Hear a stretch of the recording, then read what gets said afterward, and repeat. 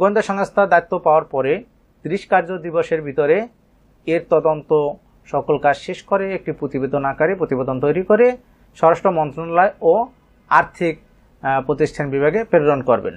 এখন এখানে প্রতিবেদনে কি কি বিষয় উল্লেখ করবেন এই বিষয়ে স্বরাষ্ট্র মন্ত্রণালয়ের নির্দেশিকায় একটি স্পষ্টভাবে উল্লেখ করে দিয়েছেন যে রাষ্ট্রীয় নিরাপত্তা ও সামাজিক নিরাপত্তা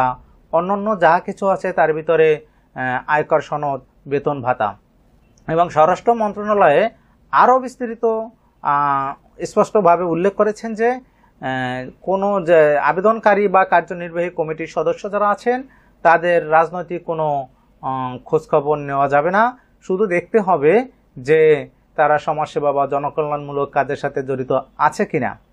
এগুলো যাচাই বাছাই করে গোয়েন্দা সংস্থা তারা একটি প্রতিবেদন তৈরি করে স্বরাষ্ট্র মন্ত্রণালয় ও আর্থিক প্রতিষ্ঠান বিভাগে প্রেরণ করলে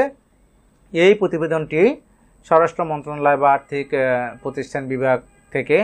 এনজিও ব্যুরোতে প্রেরণ করবে। এনজিও ব্যুরো এই প্রতিবেদন পাওয়ার পরে যদি দেখে যে পজিটিভ বা ভালো তারা নিবন্ধন পাওয়ার যোগ্য,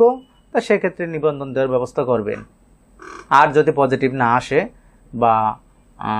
নেগেটিভ আসে তা সেক্ষেত্রে আপনার এই আবেদনটি বাতিল দিয়ে দেবে।